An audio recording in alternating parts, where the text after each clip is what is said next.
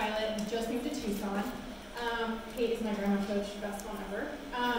So I'm going to start back in like college. My story is very, very similar to Kate's teaching life. So in college, I was super active with intramurals. And then I transferred colleges, and at that point, I literally had to sign myself up for a Zumba class to get me to work out. And if I didn't go, like, you failed the class. So that was where I was at with, like, wellness, and, like, I had no idea what was happening with nutrition. I literally thought that any Pinterest recipe was fine, like, was healthy, was better than me going to McDonald's. So I'm, like, putting, like, 3 packets of ranch in, like, this chicken crock pot thing. I'm like, this is great. So healthy. So I literally had no idea what was happening. I got my first job teaching kindergarten, which was not the grade I wanted. I was so nervous, I was so scared, and as you know, as a teacher, the first couple of years, actually, kind of the whole career is kind of crazy. You're basically just baptized by fire, and you're just like, here you go, here's your classroom. I taught in Utah at the time, so I had a morning session of 24 kids and an afternoon session of 24 kids. And it was just me, and the parents didn't take me seriously because I looked like I'm 15, and it was just like, it was the worst year ever. But in that time, I was the lean cuisine queen and the 100-calorie pack queen, and I thought that's what nutrition was. So and then I went home and made these like awesome Pinterest recipes, which turned out to be like totally not good. But I was just so unhappy. I was so sad. I had the worst year. Some days Sean literally had to like push me out the door of our apartment to get me to go to my classroom. I hated it. It was just it was a combination of the grade level and also a lot of other things. But when I was there with the kids, I loved the kids, but a lot of other aspects I was like not here for. So after school, okay, in Utah, I think there's one in like Gilbert. A swig, they're like soda joints, and it's like basically heaven. If you haven't gone, well, don't go. This is you try that. So anyway, it's like a soda bar, so they literally have like so many different drinks. I would go every day. The only thing that would get me through my day teaching was that I would get a 44-ounce selfie drink, which is Mountain Dew, strawberry, pineapple, and yeah, really good. So every day I would do that, and I would get home at like 5. And I would watch Friends until like 9, and then Sean would bring me usually McDonald's, or he would make like pasta or something, and that was my year. So that year I gained 20 pounds, and I was just like, what is happening with my life? So then, after that, we moved to Texas to go to pilot training, and I got a job teaching 3rd grade, so much better fit for me, but I still was like so lost. I had no idea what to do. I needed to lose the weight that I had gained the first year, and I just wanted to feel more confident in my body. So on base, you get access to the gym for free, so I would go around and just like follow people and like copy what they were doing. So I didn't know how the machines work, so I would just like literally watch what they were doing, and people would catch that I was following them. So it was a little weird, but I had no idea. And I would like go on the elliptical for like 10 minutes, and like, dude, I'm like so bored. And then I would just like walk around, and then Sean's like, you done with your workout? I'm like, yeah. And it was like 10 calories. Like I had no idea what was going on. I had a drive to like be better, but I was so lost. So then I think it was October, I started following my coach Sydney, and she had a teacher Instagram account. Her stories were like a reality show. She was like so drama and just like so funny, and I loved it because that's just not me at all. And so opposites attract.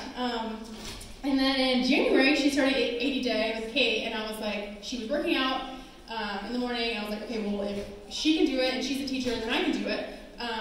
And I started watching her about like a month in. I was like, dude, like, let's do this. So I signed up, and I saw her physically transform into this, like, just got crazy awesome results, and then also not be the negative person that she was on Instagram before. So after 2 weeks of doing 80 Day, I stopped working out. My excuses got the best of me, and I was just like, all the reasons why I shouldn't do it. Even though I literally love the workouts, my excuses got the best of me. So then Sydney texted me to check in, and she was like, hey, like, how's it going? How's 80 Day Obsession? And I'm like, dude, I worked out in like 2 weeks.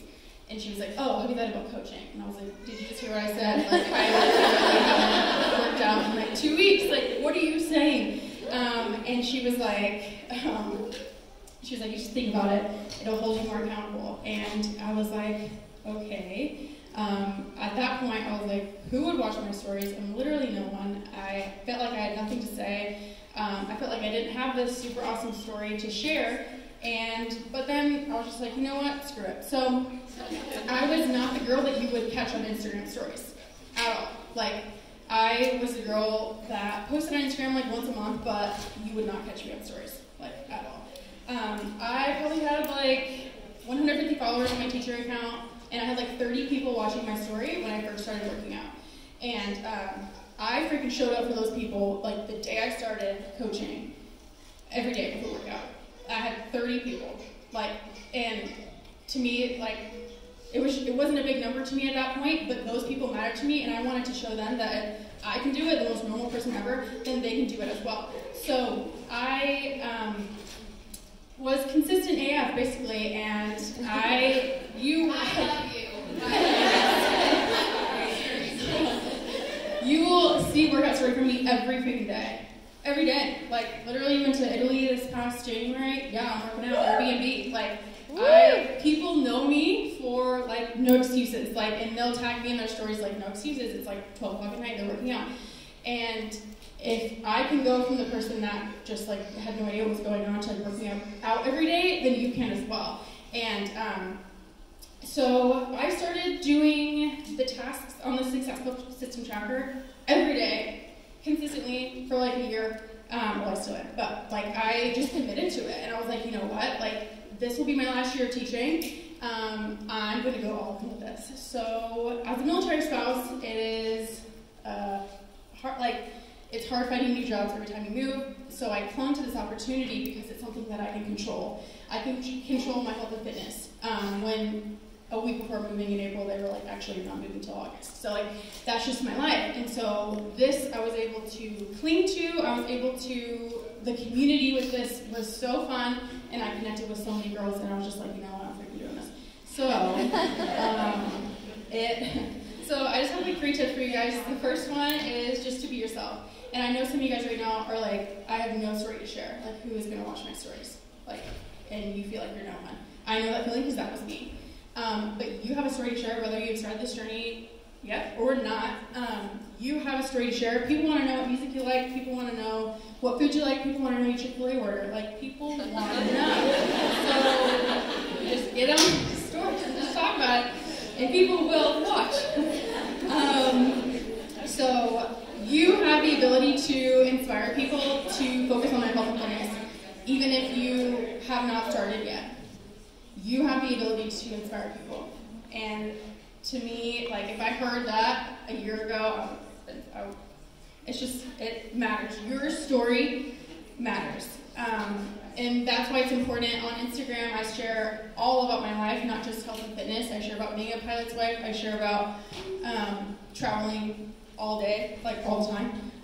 And because some people might not relate to your health and fitness journey right now, like they might watch your stories and be like, oh, it's awesome for her, but like, whoa, she's a pilot's wife and I also am. And so that's why it's important to share a lot of aspects of your life, because people are going to relate to something and then they'll be like, ooh, like, that girl was my friend, so let's keep watching her.